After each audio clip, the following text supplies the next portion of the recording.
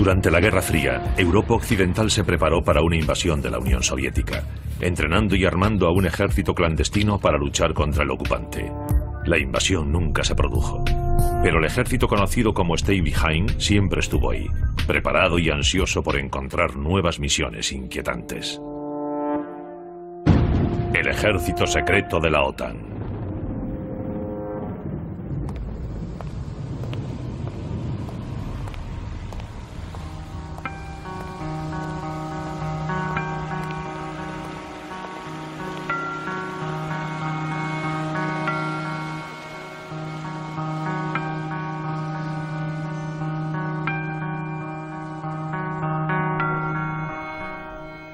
Este era el único banco de Milán que seguía abierto después de las 4 de la tarde.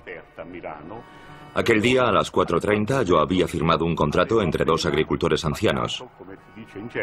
Un compañero me llamó y me dijo que subiera al piso de arriba porque necesitaba unos papeles. Cuando llegué me di cuenta de que había olvidado el recibo. Abrí la ventana, intenté llamar a aquellas dos personas, pero no me oyeron. Así que cerré la ventana e hice algo que no solía hacer nunca. Me apoyé de espaldas sobre el cristal.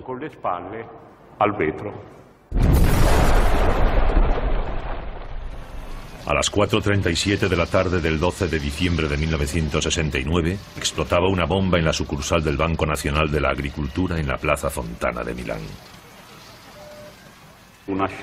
Fue una escena apocalíptica. Muertos, heridos, cajas de seguridad abiertas. Yo me puse a gritar, ha sido una bomba, ha sido una bomba, hasta que uno de los comisarios me tapó la boca con la mano y me sacó fuera. 17 personas murieron y 80 resultaron gravemente heridas.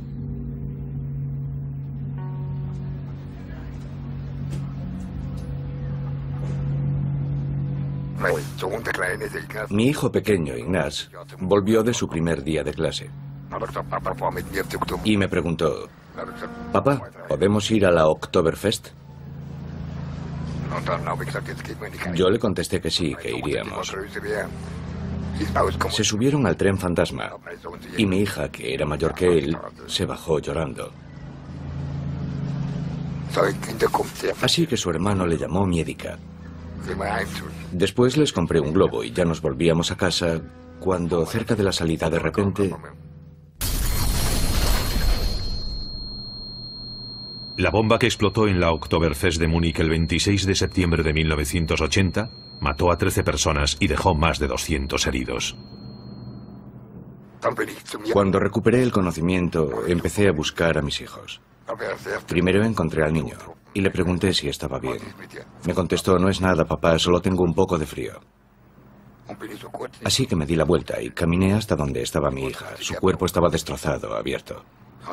Me dijo, y nunca olvidaré sus palabras: «Papá, ayúdame, me duele mucho». Después murió. Mi hijo tenía 2 fragmentos de bomba en la cabeza. Así que los 2 murieron. Yo no hago más que preguntarme, ¿por qué?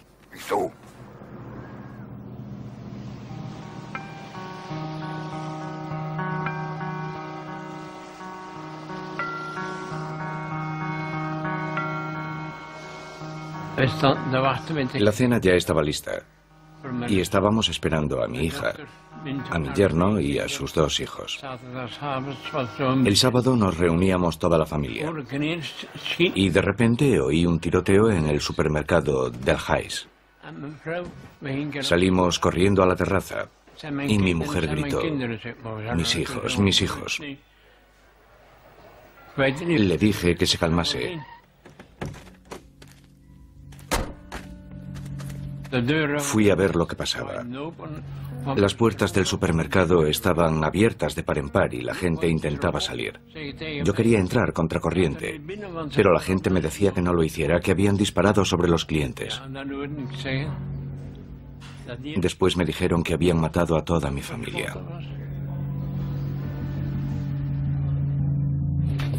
El 9 de noviembre de 1985, un grupo de hombres armados abrió fuego en el supermercado del Heis, en Aalst, Bélgica. Hombres, mujeres y niños fueron tiroteados. 8 murieron y 8 resultaron heridos. Nadie lo entendió. No era una acción típica de gángster. Los gángsters no matan niños.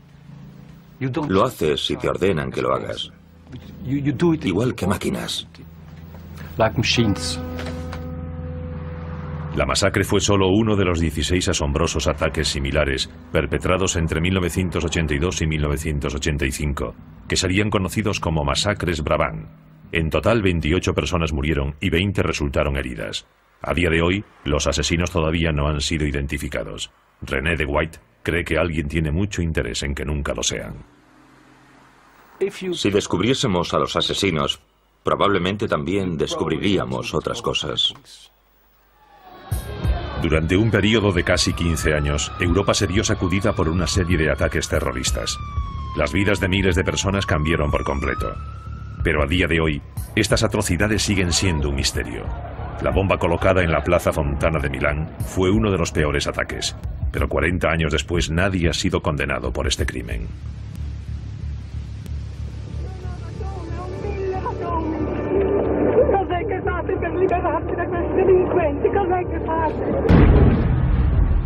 El fiscal Guido Salvini ha intentado más de una vez condenar a los hombres a quienes cree responsables del atentado. Cuando reabrimos la investigación en 1991, nadie había sido condenado. Los únicos condenados habían sido el general Maletti y el capitán Labruna, que habían intentado torpedear la investigación. 2 agentes de alto rango del servicio secreto italiano fueron condenados a penas de prisión en 1979 por ocultar y proteger a sospechosos clave. Los servicios secretos habían obstruido el trabajo de la autoridad judicial, ocultando pruebas y enterrando informes. Y cuando ciertas personas quisieron hablar, se decidió que lo mejor era cerrar la fuente, amordazarlos y comentar: no queremos oír lo que tienen que decir. Los investigadores de otros países también vieron cómo se saboteaban sus investigaciones. La explosión de Múnich fue provocada por una sofisticada bomba casera de tubo, pero apenas unas semanas después del atentado, la policía concluyó que un único extremista, Gundolf Koechler, era el responsable. Fue encontrado entre los muertos. Aunque numerosos testigos declararon que habían visto a Koechler en compañía de 2 personas justo antes de la explosión, y a pesar de que Koechler era miembro de un grupo paramilitar de extrema derecha, la policía no encontró más sospechosos y cerró la investigación. Ignaz Platzer y su abogado Werner Dietrich creen que podrían estar ante una tapadera. Quieren que se reabra la investigación. Muchos de los testigos que fueron interrogados por el Departamento de Investigación Criminal declararon: nos hicieron sentir como si fuésemos los criminales. Nos interrogaron con tal dureza que tuvimos la impresión de que los investigadores tenían su propia teoría y que nuestras pruebas, que la contradecían, no eran bienvenidas y, por lo tanto, fueron tachadas de irrelevantes o poco fiables. Había algo sospechoso en esta historia y la policía dejó de investigar. Quiero justicia, quiero a los verdaderos asesinos. Durante muchos años se pensó que los atentados en Europa eran hechos aislados, obra de terroristas locales. Pero ahora hay indicios de una explicación más siniestra. Un coche bomba en Italia, poco después de la atrocidad de Plaza Fontana, ayudó a arrojar luz sobre los otros ataques terroristas en Europa. En 1972, cerca de Peteano, en el noreste de Italia, una bomba mataba a 3 policías. Con el tiempo, los investigadores centraron su atención en Vincenzo Vinciguerra y su grupo terrorista de extrema derecha, Ordine Nuovo. El fiscal Felice Casson invirtió 10 años en la investigación del atentado. Primero se acusó a la extrema izquierda, pero entonces, como esta línea de investigación no se sostenía, el Estado acusó a un pequeño grupo de mafiosos locales. Llegado un momento, quedó claro que los carabinieri, los servicios secretos, la policía e incluso la magistratura de Gorica habían tenido un papel destacado a la hora de torpedear la investigación. Los investigadores descubrieron que miembros de los carabinieri y de la judicatura de Gorica habían manipulado y eliminado pruebas en un intento de implicar a extremistas de izquierdas. Fue en realidad todo el aparato del Estado en su totalidad el que tapó los movimientos de estos neofascistas que llevaron a cabo la masacre. Vincenzo Vinciguerra cumple cadena perpetua por el atentado de Peteano. Pero cuando declaró ante el tribunal a mediados de los 80, mantuvo que él y su grupo de derechas estaban protegidos y financiados por una organización más importante en la sombra, relacionada a los más altos niveles con los servicios secretos del ejército. En su momento las declaraciones de Vinciguerra fueron desoídas, pero Casson, que le había llevado a juicio, siguió investigando. En 1990 tuvo acceso a los archivos del Servicio de Inteligencia Militar italiano y descubrió inesperadamente documentos que revelaban una organización de alto secreto. Descubrimos la existencia de una estructura clandestina secreta dirigida por el jefe de los servicios secretos italianos, cuyo nombre en clave era Gladio Stay Behind.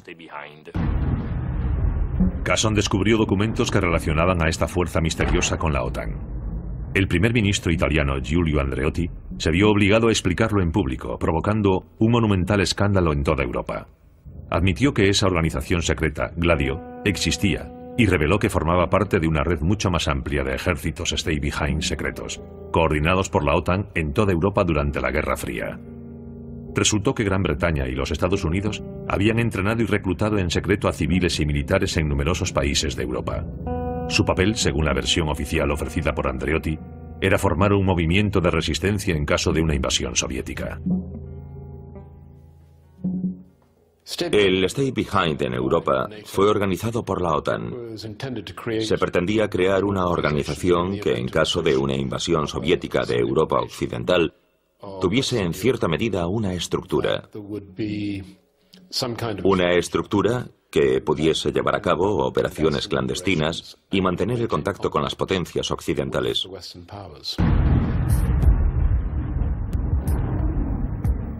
Era una época muy diferente de la actual. Estábamos todavía en plena Guerra Fría, estábamos en plena confrontación entre el este y el oeste. Europa estaba verdaderamente dividida en dos. La gente siempre estaba pensando en una posible confrontación entre la OTAN y los países del Pacto de Varsovia. La Guerra Fría en ese sentido es un periodo en el que no hubo paz. Esta era una guerra fría, y la gente en la Guerra Fría moría de diferentes maneras.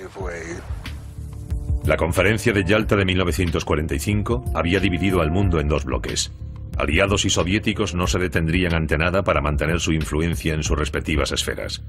En los primeros años posteriores a Yalta y al final de la Segunda Guerra Mundial, los temores de los Estados Unidos se basaban en la brutal ocupación por parte de la Unión Soviética de los países del este de Europa y de Alemania del Este. Russia's gigantic military machine stood almost intact, by far the biggest still left in the world. La principal preocupación de los aliados era que los soviéticos avanzasen sobre el resto de Alemania y que incluso cruzasen el Rin. El historiador Daniel Ganser es el primero que ha analizado las redes Stay Behind que había en Europa.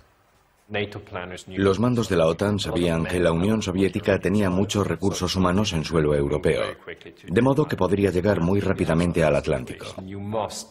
Y si se produjese esa situación, tendrían que volver a acceder al territorio, y eso era difícil.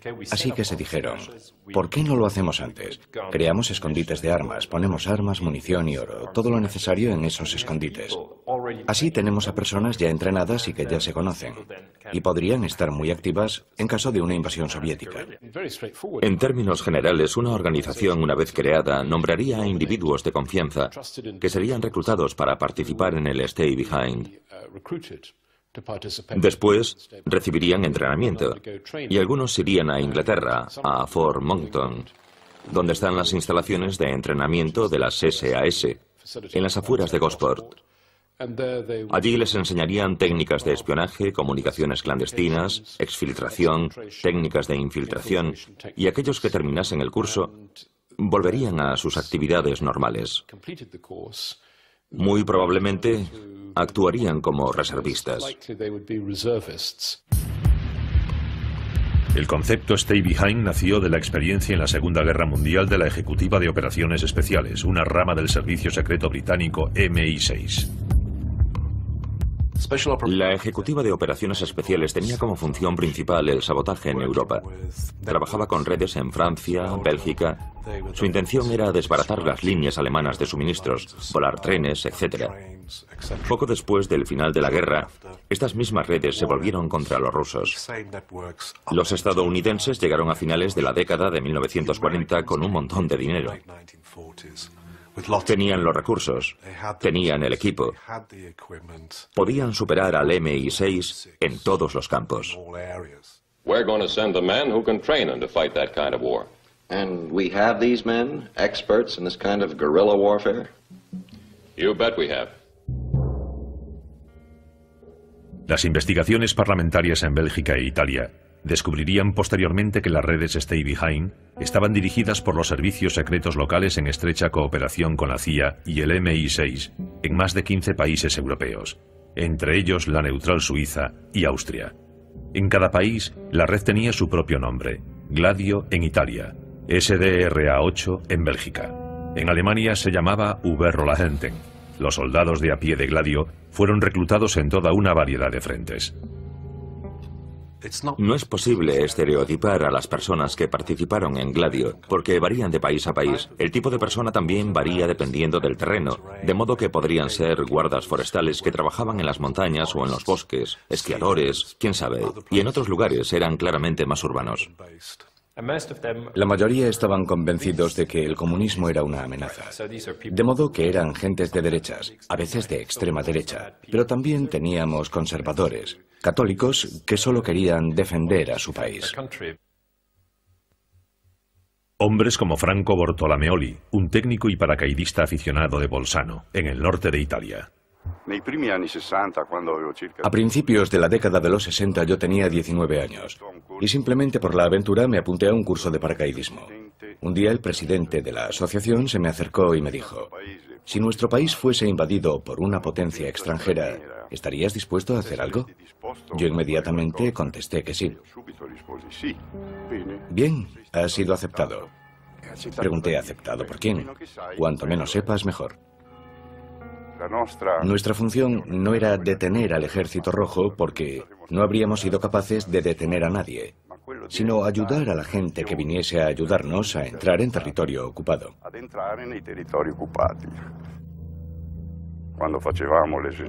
Durante el entrenamiento, nos dijeron que un día concreto, a 1 hora y 1 minuto concretos, llegaría un avión del que saltarían 1 o 2 equipos de soldados, ingleses o americanos, fuerzas especiales que entrarían en acción.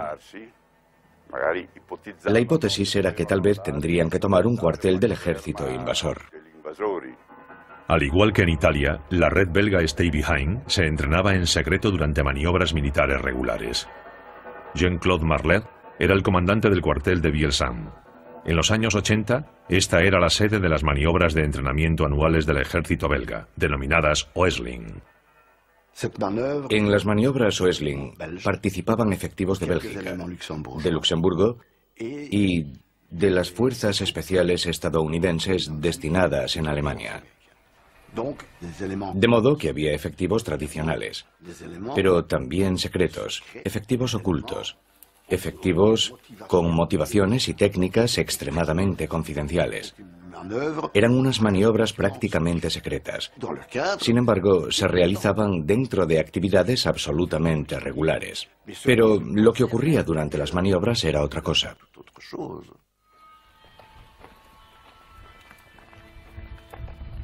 Lucien Disler era miembro del Stay Behind belga y responsable de la logística durante las maniobras.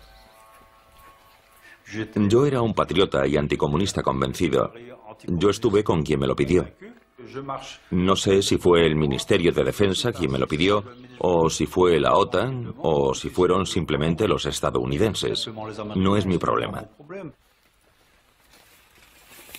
La noche del 12 de mayo de 1984, el cuartel Ratz en Bielsam, al este de Bélgica, fue atacado por un grupo de hombres perfectamente entrenados.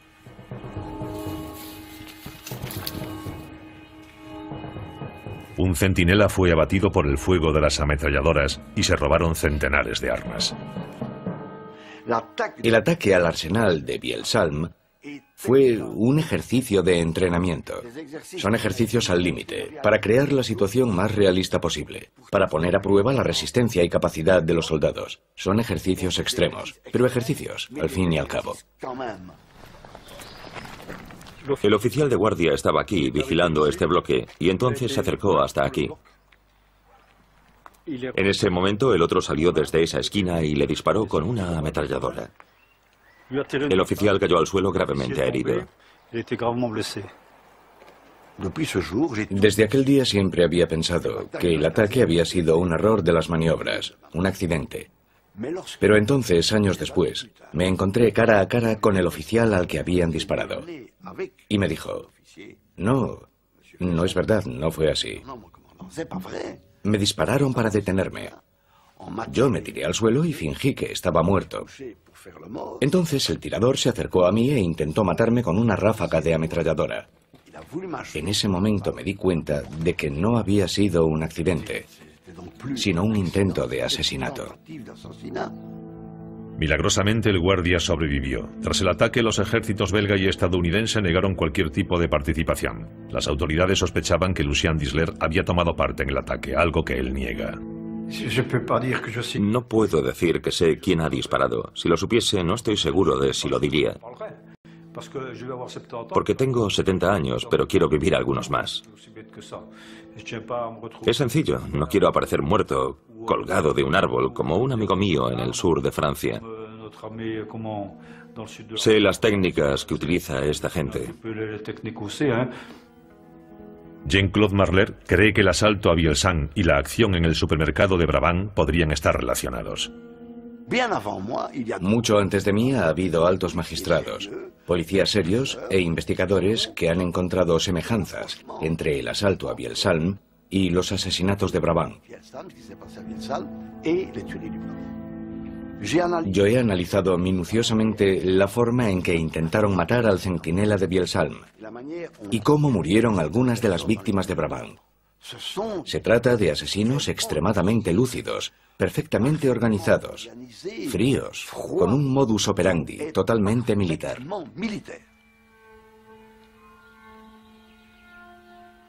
El reclutamiento de todo tipo de personas para sus grupos paramilitares fue una tradición iniciada por los aliados en los años inmediatamente posteriores a la Segunda Guerra Mundial.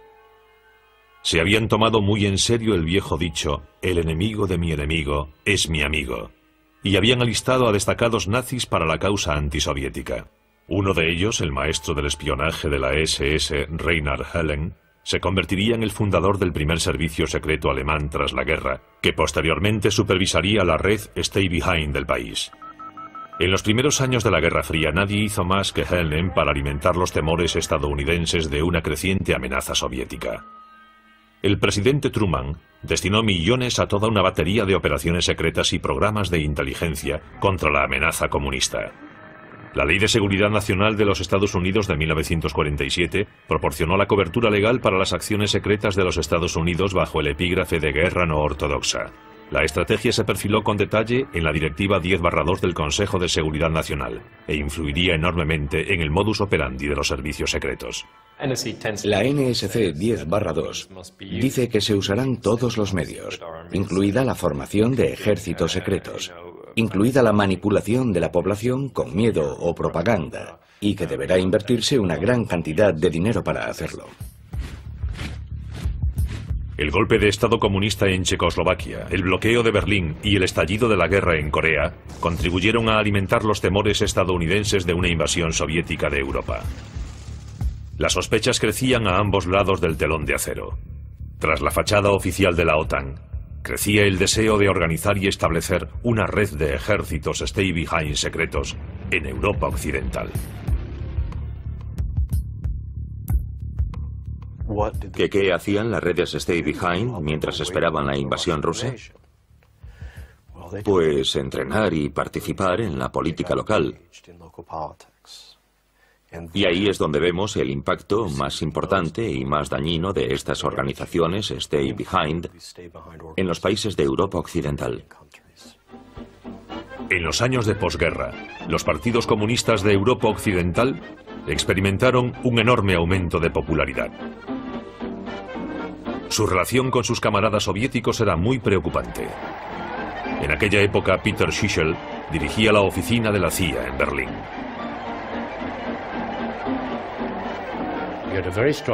Teníamos un partido comunista italiano muy fuerte, un partido comunista francés fuerte, y había una sensación de inseguridad, porque sabíamos que los rusos se servían de estos partidos comunistas para su acción política. A medida que aumentaba el riesgo de una victoria política comunista, la estrategia de Stay Behind dejó de pensar en la amenaza de una invasión para centrarse en el enemigo interior. El documento más importante para un historiador ahora mismo está fechado el 1 de junio de 1959. Se trata de un documento de los servicios secretos militares italianos en el que consta que Gladio se creó por una parte para activarse en caso de invasión soviética y por otra en caso de sovvertimenti interni, que significa desórdenes internos. Sabemos que a partir de la década de los 50 los ejércitos secretos tenían estas dos tareas. Algunas de las primeras pruebas del papel de los ejércitos secretos de la OTAN en la subversión política las encontramos en un escándalo alemán de la década de 1950. En 1952, un miembro de la red Stay Behind alemana entró en una comisaría de policía de Frankfurt y dijo: "Soy miembro de un ejército secreto. Nos han entrenado los estadounidenses para matar gente, para no dejar huellas y para ocultarnos en los bosques. Tenemos armas, tenemos explosivos y somos secretos". A Adenauer le indignó que los estadounidenses hiciesen cosas como esas sin su conocimiento. No es que yo me hubiese opuesto a que se hiciese, pero habría tenido más cuidado a la hora de elegir a la gente. El hombre que entró en aquella comisaría de policía en 1952 era Hans Otto, exoficial de la SS, que se había alarmado por el rumbo que estaba tomando su unidad Stay Behind. Su testimonio llevó al descubrimiento de un centro de entrenamiento secreto en los bosques de Hessen, en el centro de Alemania. Pero lo que más sorprendió a los investigadores fue que los paramilitares parecían tener encomendada una misión política más siniestra. Tenían listas de personas a las que querían matar, miembros respetados de la comunidad. Y siempre nos preguntamos, ¿asesinados en caso de invasión soviética o asesinados en caso de cambio de poder en el país? Y en ese momento todo el mundo pensó que habría una investigación minuciosa del Stay Behind alemán. Pero no hubo tal investigación. Tras algunos contactos diplomáticos entre los Estados Unidos y Alemania, los 100 presuntos conspiradores, todos de extrema derecha, fueron puestos en libertad. El caso se cerró y se olvidó rápidamente, hasta que un nuevo escándalo llegó a los titulares 30 años después. Tan solo un día después del atentado en la Oktoberfest, la policía descubrió que Gundolf Koechler, el presunto terrorista que había muerto en la explosión, era miembro de una organización paramilitar neonazi llamada Berserksportgruppe Hoffmann. A Gundolf Koechler siempre le habían interesado las armas y los explosivos, incluso dentro del grupo Berserksportgruppe Hoffmann. Tras el atentado, la policía registró inmediatamente la casa de sus padres en Donaueschingen y encontró lo que describieron como un laboratorio de bombas. Pero solo encontraron productos químicos para fabricar explosivos caseros. Y la investigación había concluido que en el atentado de Múnich se habían usado explosivos militares. Uno se pregunta, ¿cómo consiguió este tipo de explosivos? En los días posteriores a la masacre, la policía interrogó a algunos de sus camaradas.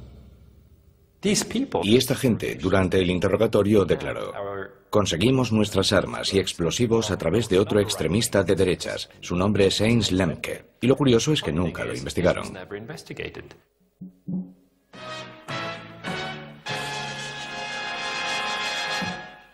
Guten Abend, meine Damen und Herren.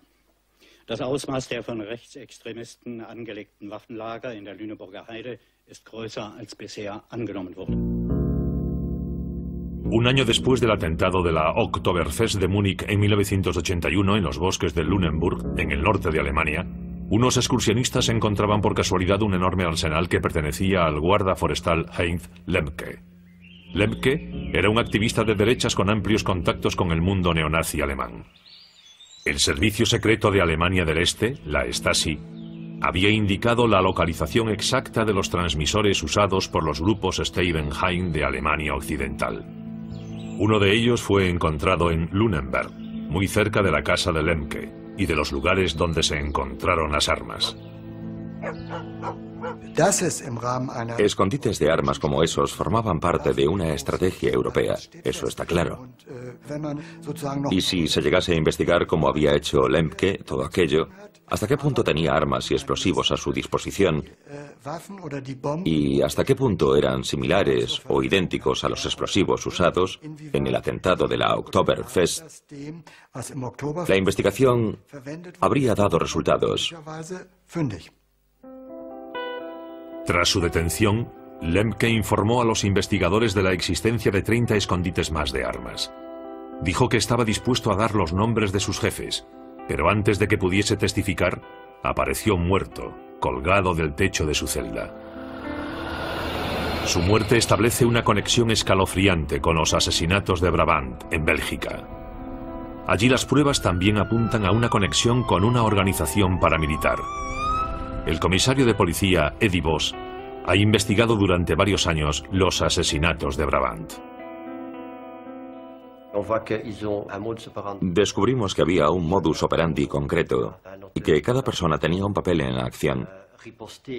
Hay un hombre que empieza a disparar inmediatamente y su forma de disparar y de colocarse me hace pensar en alguien que ha sido entrenado para manejar un arma.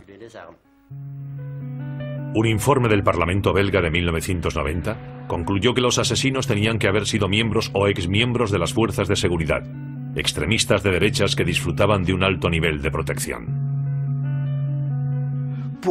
Para ser un asesino de Brabant, habría que formar parte de una cierta élite. Pero eso no es todo. Habría que tener garantizada la impunidad. Cuando una comisión de investigación intentó establecer vínculos concretos con el ejército Steibenheim belga, el SDRA-8, el jefe de los servicios secretos del ejército se negó a revelar los nombres de los soldados Steibenheim. Había pruebas de la conexión con una red neonazi llamada Westland New Post, WNP. Su líder, Paul Latinus, confirmó que le habían pedido que formase un grupo de paramilitares anticomunistas, pero se negó a decir quién le había ordenado la misión. Posteriormente, declararía haber estado a sueldo de los servicios secretos estadounidenses. Efectivamente, había similitudes entre la red Steibenheim y la red creada por la WNP. Había varios soldados y exsoldados en la WNP que creían que trabajaban para el Estado o que se consideraban agentes del Estado. Poco después de la última masacre de Brabant, Latinus fue detenido. Pero antes de que pudiese hablar, como Lemke en Alemania, también él sería encontrado muerto en su celda con un cable de teléfono alrededor del cuello. ¿Pero por qué querrían ejércitos secretos de derechas aterrorizar a países tranquilos como Bélgica, Alemania e Italia en el corazón de Europa Occidental? La respuesta está en un cambio en el concepto de Guerra Fría. El final de la crisis de los misiles cubanos de 1962 había traído cierta estabilidad. Una invasión convencional soviética de Europa Occidental ya no parecía probable a la vista de las tablas a las que se veían abocados el este y el oeste en su partida de ajedrez con misiles nucleares. Ahora los Estados Unidos estaban decididos a establecer o ampliar sus bases en Europa, e Italia era un lugar clave. Pero la política italiana era inestable. La izquierda seguía ganando terreno y tenía capacidad para desbaratar los planes de Washington. Richard Gardner trabajó en Italia representando a varias administraciones estadounidenses durante más de 20 años.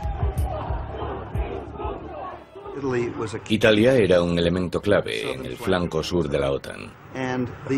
Y el Partido Comunista de Italia se oponía a todas las medidas prácticas para reforzar a la OTAN. De modo que había pruebas claras de que Italia no podría ser un buen aliado de la OTAN si los comunistas tomaban el control. Ante la evolución de la situación, se revisó la función de los ejércitos Steibenheim. La CIA empezaba a darse cuenta de que estas operaciones de Stay Behind no tenían ningún valor, excepto porque servían de vínculo para mantener unidos a los anticomunistas y para que estos siguiesen motivados.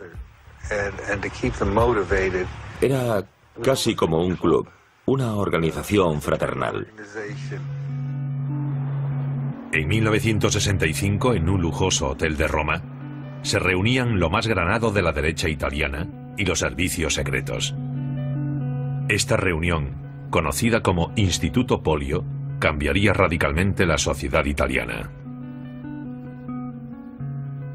No solo estaban presentes radicales de extrema derecha, sino también analistas políticos, estudiosos de la guerra revolucionaria y oficiales del Estado Mayor.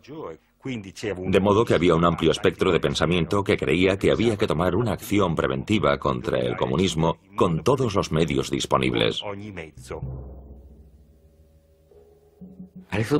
El Instituto Polio, el Estado Mayor del Ejército y el Servicio de Información Militar dijeron muy claramente lo que querían. Hablaron de una cuarta dimensión de la guerra.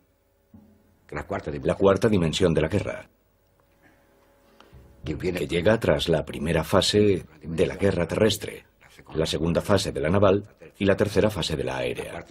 La cuarta dimensión de la guerra es la que se encarga de la conquista de los corazones y las mentes de la población. Esta es una guerra que se libró y que se sigue librando hoy en día, también a través de conflictos de baja intensidad, incluso con la utilización de lo que definimos inapropiadamente como terrorismo.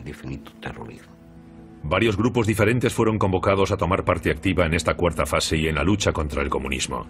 Entre ellos se encontraba la red Stay Behind italiana, Gladio, algunos de cuyos miembros empezaron a involucrarse activamente en la subversión política. El militante de a pie, el soldado de Gladio, no sabía quién tenía por encima en la escala jerárquica sobre su cabeza. Pero cuando pensamos que los jefes de Gladio estaban en contacto con los de todos los servicios y con los de los diversos movimientos, eso nos hace pensar que tal vez la dirección venía de más arriba. Tras la reunión del Polio en Roma, Italia se vio sacudida por una serie de atentados con bomba. Al principio solo hubo daños materiales, pero con la masacre de Plaza Fontana en 1969 comenzaba uno de los períodos más oscuros en la historia italiana. Algunos historiadores creen ahora que formaba parte de un proyecto secreto semioficial conocido como la Estrategia de la Tensión. La estrategia de la tensión fue un fenómeno complejo en el que las diferentes figuras que participaron no compartían los mismos objetivos. Había grupos de extrema derecha que realmente querían destruir el sistema democrático con un golpe de Estado, como en otros países.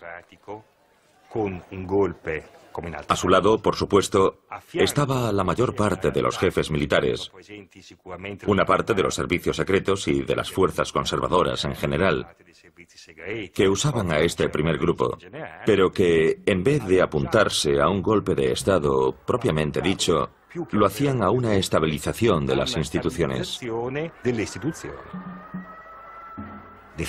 Desestabilizar el orden público para estabilizar el orden político y para justificar una intervención represora que sería recibida con alivio por la población. La gente quiere vivir en paz, quiere andar tranquila por la calle. No quiere correr el riesgo de entrar en un banco o subirse a un tren y morir porque un asesino desconocido ha puesto una bomba.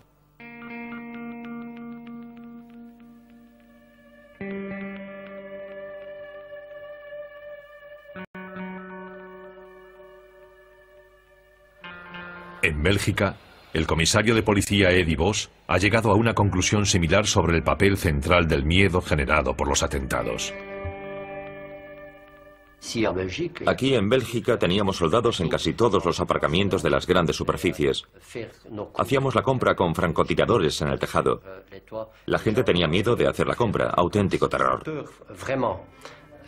Y eso, naturalmente, se inscribe dentro de esta estrategia, que es un elemento importante del terrorismo.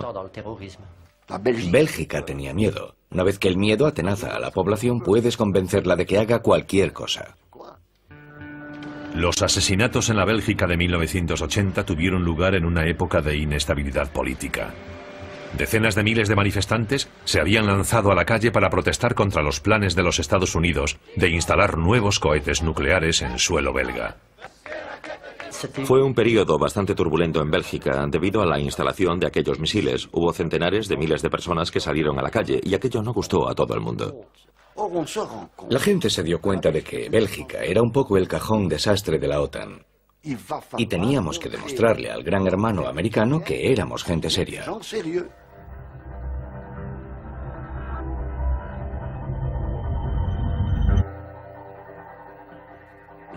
Los asesinatos de Brabant se terminaron porque habían cumplido su misión.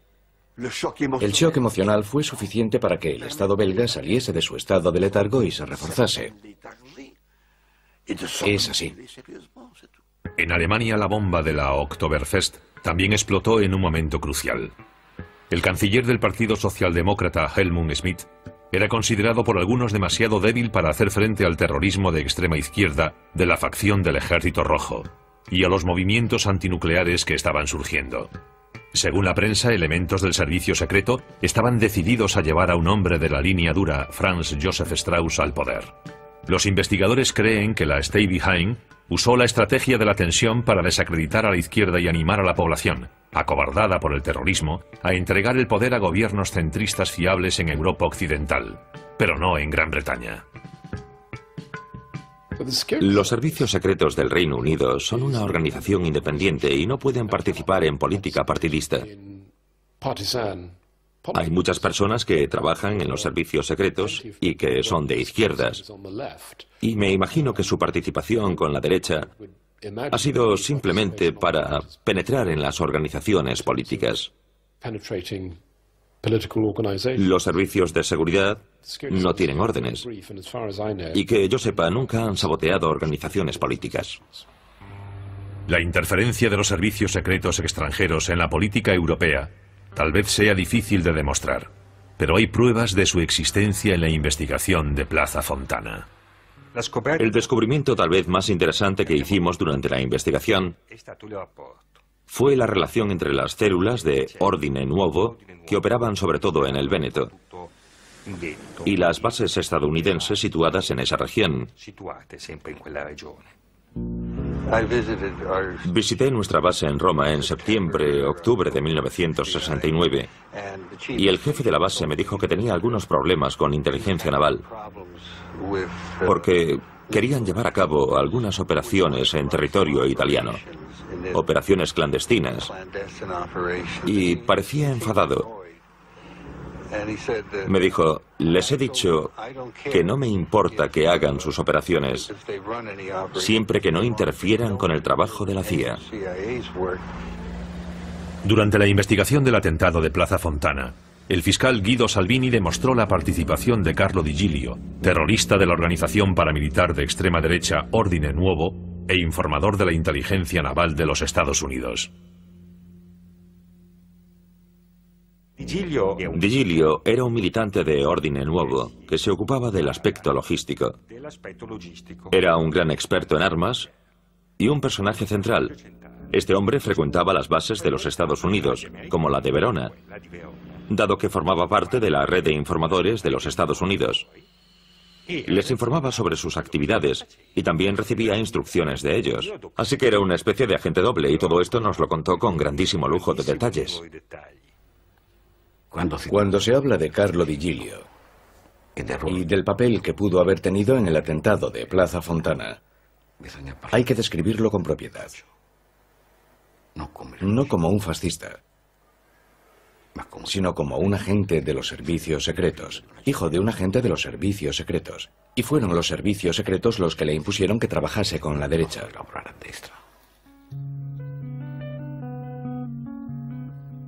Di Giglio reconstruyó para nosotros todas las fases que llevaron a Plaza Fontana. Nos habló de una casa donde preparó las bombas y nos contó cosas de Plaza Fontana, pero no todo. Porque él, como técnico, ayudó en la preparación de los explosivos, pero se quedó en Mestre cuando el coche con las bombas inició su viaje hacia Milán.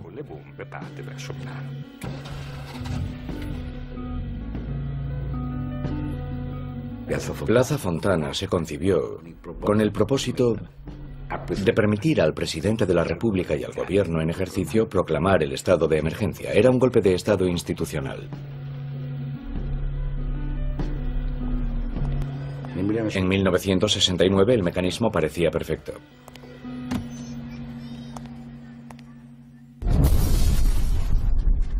El culpable de la masacre de la Plaza Fontana fue identificado inmediatamente como el anarquista Pietro Valpreda. Adesso non facciamo nominativi e non mi fate stare nominativi perché indubbiamente tutto questo è ancora coperto dal segreto istruttorio. Solo posso dire questo che... Pero la opinión pública no se creyó esa teoría y sospechó que era un montaje. Durante 3 días el país estuvo paralizado, pero el presidente italiano no declaró el estado de emergencia que Vinciguerra y sus camaradas habrían deseado. Pero este no fue el final a la estrategia de la tensión. Durante la década siguiente, el pueblo italiano se vería atormentado por una serie de ataques terroristas.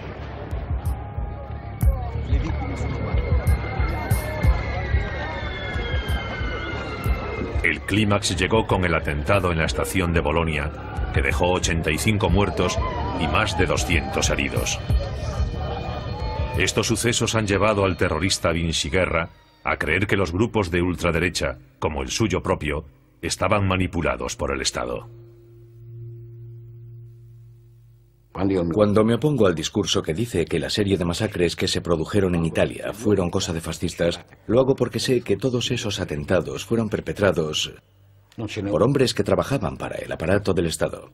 Estaban todos relacionados con el aparato y siempre fueron protegidos y ocultados por ese aparato. A pesar de los más de 20 juicios, casi todos los acusados de participar en los ataques terroristas se habían librado de la cárcel. Hombres como Gianni Maletti, un cargo importante de los servicios secretos italianos, que fue condenado por proteger a los terroristas de Ordine Nuovo, pero que huyó a Sudáfrica antes de cumplir su condena. Odelfo Sorsi, de quien se sospecha que planeó el atentado de Plaza Fontana, pero que ahora vive en Japón. Durante años he estado convencido de que puedes cometer errores de buena fe. Al final fui yo quien cometió el error al pertenecer a esta organización. Pero llegado un momento hay que decir la verdad. En Italia muchos de los atentados terroristas todavía no se han resuelto. En el atentado principal, el de la Plaza Fontana, no tenemos ningún responsable desde el punto de vista judicial. Aunque histórica y políticamente hay una verdad en los miles y miles de documentos recopilados por la comisión que investigó los atentados. Lo mismo ocurre en Bélgica. Muchos siguen esperando las respuestas que hasta ahora no ha dado la investigación Brabant. Un Estado que acepta que se maten a 16 hombres, mujeres y niños en 3 atentados en 2 días, simplemente porque habían escogido el lugar equivocado en el momento inoportuno para hacer sus compras, es un Estado que no merece respeto y no merece sobrevivir. ¿Cómo quieren que un pueblo tenga confianza en el futuro cuando asesinan a tiros a 16 personas en el espacio de unos minutos y a nadie le importan los resultados? Supongo que todavía hoy hay gente que no quiere que se conozca la verdad. Estoy seguro. Al menos en Múnich todavía hay esperanza de que los auténticos instigadores de la matanza de la Oktoberfest sean llevados algún día ante la justicia. La mejor oportunidad de averiguar quién estaba realmente detrás de este atentado se presentó justo después de que explotase la bomba. Los testigos que declararon que Keller iba acompañado deberían haber sido interrogados con mayor rigor. Hoy hay pruebas recogidas en el escenario de un crimen que pueden ser analizadas con los últimos métodos científicos. En los últimos años hemos visto que muchos crímenes sin resolver se han resuelto de esta manera. El abogado Werner Dietrich y las víctimas Platzer y Martínez siguen intentando reabrir la investigación del atentado de la Oktoberfest, pero han descubierto que muchas de las pruebas originales han desaparecido. Desgraciadamente, la oficina del Ministerio Fiscal me ha informado de que muchas pruebas que pensaban que tenían han sido destruidas o han desaparecido. No queda ni rastro de ellas. ¿Cómo pueden destruir las pruebas del juicio? En otros casos se procesa a los sospechosos. Aquí estamos, ante asesinos en masa, y han destruido las pruebas. Es bastante inusual que en una investigación que no ha prescrito ni se ha cerrado judicialmente, los fragmentos de bombas y los restos corporales se destruyan. La pregunta es qué tipo de intereses se ocultan tras todo esto y qué se quiere tapar. Seguiré luchando hasta que aparezcan los culpables. La historia del ejército secreto de la OTAN no está cerrada. En noviembre de 1990, el Parlamento Europeo condenó a Gladio y Stay Behind. Solicitó una investigación completa, que todavía no se ha llevado a cabo, y el total desmantelamiento de estas estructuras paramilitares. Pero casi 20 años después, no hay ninguna prueba de que estos ejércitos secretos hayan sido licenciados. Esas personas a las que les entusiasman las operaciones secretas deberían recordar, en primer lugar, que no son secretas durante mucho tiempo. Y deberían preguntarse, si su operación se hiciese pública, ¿cuál sería la reacción no solo en los Estados Unidos, sino en el país involucrado? ¿Qué haría eso a la autoridad moral de los Estados Unidos? El legado de Stay Behind es que las tácticas que crearon estas redes en un primer momento siguen en vigor y continúan usándose hoy en día. Son procedimientos de actuación habituales. La gente que paga el precio por todo ello son hombres y mujeres normales de todo el mundo. El miedo a un enemigo como el comunismo había creado un arma secreta que parecía actuar fuera de control. Tal vez las guerras contra los nuevos enemigos del siglo XXI traigan pesadillas similares que tendrán que ser investigadas por las generaciones futuras.